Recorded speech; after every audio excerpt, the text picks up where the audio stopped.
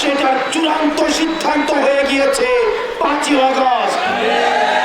সুতরাং যারা আবার নতুন করে আওয়ামী রাজনীতির পুনর্লিখন করতে যাচ্ছেন, আপনাদেরকে বলতে চাই, এই বাংলাদেশে আওয়ামী লীগের রাজনীতি পুনর্বাসিত হবে কিনা সেটা এখন প্রাসঙ্গিক আলাপ নয়, বরং আওয়ামী লীগের প্রত্যেকটা নেতা কর্মী, ওয়ার্ড থেকে শুরু করে কেন্দ্র পর্যন্ত প্রত্যেকটা নেতা কর্মীকে তাদেরকে বিচারের আওতায় নিয়ে আসতে হবে।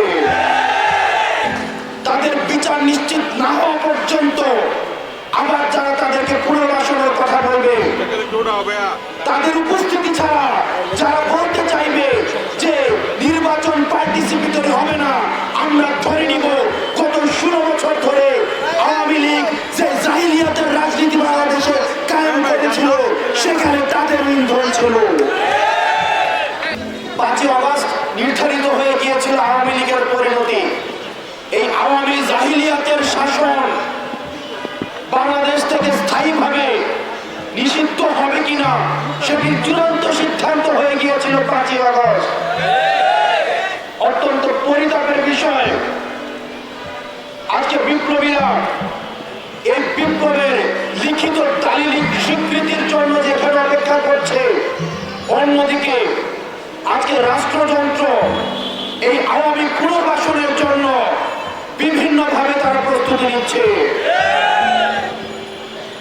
আমরা বিপ্লবী শক্তি আমরা স্পষ্টভাবে জানিয়ে দিতে চাই, আমাদের হারানোর কিছুই নাই। আওয়ামী লীগ বাংলাদেশের পুনর্বাসিত হবে কিনা সেই সিদ্ধান্ত এখন নতুন করে নেওয়ার কিছুই নাই। ফ্যাসিবাদের পক্ষে যেসব মগজ আবার তাদের চিন্তা প্রসূত করবে, আমরা সেসব চিন্তার বিপক্ষে আমাদের শক্ত অবস্থান থাকবে। আমরা বারবার বলছি, আপনারা যদি এই তরুণ প্রজন্মর কথা আপনারা বুঝতে ব্যর্থ হন, আওয়ামী লীগের যে পরিণত হয়েছে, পরবর্তীতে যারাই নীতি নির্ধারণের পর্যায়ে আসবে, এই তরুণ প্রজন্মের ভাষা যদি আপনারা বুঝতে ব্যর্থ হন, তাহলে আওয়ামী লীগের পরিণতির মতোই আপনাদের পরিণত হবে। সুতরাং ফ্যাসিবাদ বিরোধী প্রত্যেকটি রাজনৈতিক দলের এবং বৈষম্য বিরোধী ছাত্র আন্দোলন এবং ফ্যাসিবাদ বিরোধী যেসব মনস্তাত্ত্বিক যেই ধরনের আমাদের চিন্তা রয়েছে, সবগুলির সংমিশ্রণে আমাদের পরবর্তী বাংলাদেশ নির্মাণ করতে হবে। ফ্যাসিবাদের পক্ষে যেসব মিডিয়া কথা বলবে, আমরা সেই মিডিয়ার বিপক্ষে আমাদের অবস্থান আমাদের অব্যাহত থাকবে।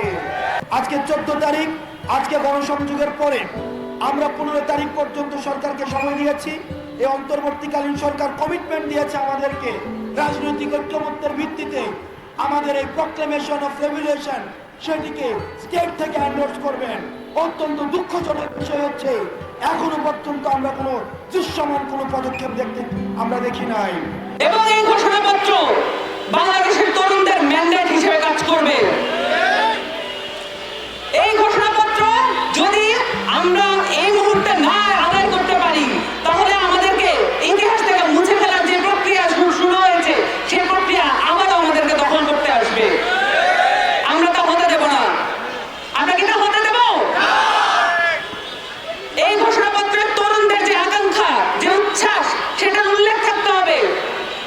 এবং আমরা দেখেছি গত 4 মাসে কোন রাজনৈতিক দল এই ঘোষণাপত্রের উদ্যোগ নেয় নাই। এই রাজনৈতিক দলগুলো বাংলাদেশের তরুণদের পাস বুঝতে পারে নাই। বাংলাদেশের তরুণদেরকে রক্ষা করার জন্য বাংলাদেশের সংগ্রামী